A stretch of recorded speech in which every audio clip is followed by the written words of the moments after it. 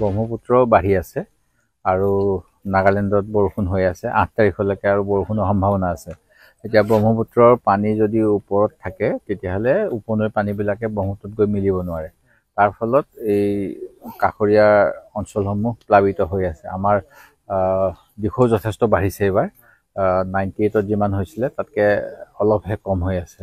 সেই গতিকে আমাৰ বহুকেইটা অঞ্চল প্লাবিত হৈছে ইতিমধ্যে।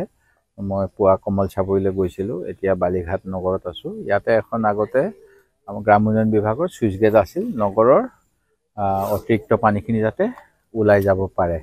এতিয়া পানী বৃদ্ধি হোৱাৰ কাৰণে আকৌ ওলোটা হৈছে, নৈৰ পানীখিনি আহি নগৰত খুন্দা মাৰিছেহি। অলপমান এইখিনিত অলপ বিপদগ্ৰস্ত হৈ আছে আমাৰ নগৰ সমিতি, জল সম্পদ বিভাগ সকলোৱে আজি আহি ইয়াত কাম কৰিছেহি। আশা কৰিছোঁ একো দুৰ্ঘটনা নহ'ব। আৰু ইতিমধ্যে কিন্তু মাত মৰাকে আদি কৰি মাজুলীৰ বহুত অংশ এতিয়া বিপদাপন্ন। চৰকাৰৰ পৰা ভাল পদক্ষেপ আশা কৰিম আৰু এতিয়া ইমিডিয়েটলি সহায় যাতে ভালকৈ দিয়ে দুৰ্যোগ ব্যৱস্থাপনা বিভাগে, মই সেইটো আশা কৰি আছোঁ। তিৰপাল যদি দিব লাগে তিৰপাল দিয়ক, খাদ্য সামগ্ৰী দিয়ক, পশু খাদ্য দিয়ক।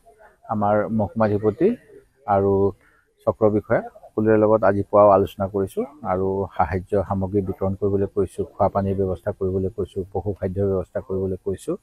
অসমৰ বাকী অঞ্চলতো যাতে এনেকুৱা নহয় সেইটোৱে আশা কৰিম। চৰকাৰৰ পৰা ভাল পদক্ষেপ আশা কৰিম আৰু খৰালি সময়ত যাতে যিখিনি কাম তেওঁলোকে ক'ৰবাত মথাউৰিৰ লগত ৰাস্তাও বনাইছে, কিন্তু বহু অঞ্চলত সেই কাম সম্পূৰ্ণ হোৱা নাই, আমাৰ নাজিৰাতে সম্পূৰ্ণ হোৱা নাই।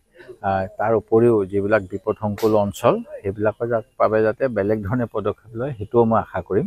সেইটো নহ'লে আগন্তুক সময়ত দিগদাৰ হ'ব। এতিয়া এইটো আহাৰৰ কিজানি প্ৰথম বা দ্বিতীয় বানেই হৈছে আৰু জুলাই আগষ্ট মাহলৈকে আমি অপেক্ষা কৰিব লাগিব কেনেকুৱা হয়।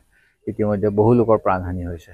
গতিকে চৰকাৰৰ পৰা উচিত পদক্ষেপ মই আশা কৰোঁ আৰু অন্য কাম যাতে চৰকাৰে এই সময়ত নকৰে। এতিয়া মই দেখা পাইছোঁ আজি ৰাতিপুৱা সাংস্কৃতিক বিভাগে কিবা মহোৎসৱ নে ৱৰ্কশ্বপ কৰিব। এই ৱৰ্কশ্বপবিলাক এতিয়া কৰিলে মই কিমান দূৰ ভাল লাগিব মই নাজানো। মানে সকলোৰে এতিয়া একত্ৰিত এটা এফৰ্ট হ'ব লাগে যাতে বান আৰু বান প্ৰতিৰোধ, বান সাহাৰ্য, বানৰ উদ্ধাৰ সেইখিনি সময়ত যদি ক'ৰবাত নৃত্য গীতৰ কৰ্মশালা কৰোঁ, কিবা কৰোঁ, বৰ এটা ভাল লগা নাই আৰু ব্যৱস্থা।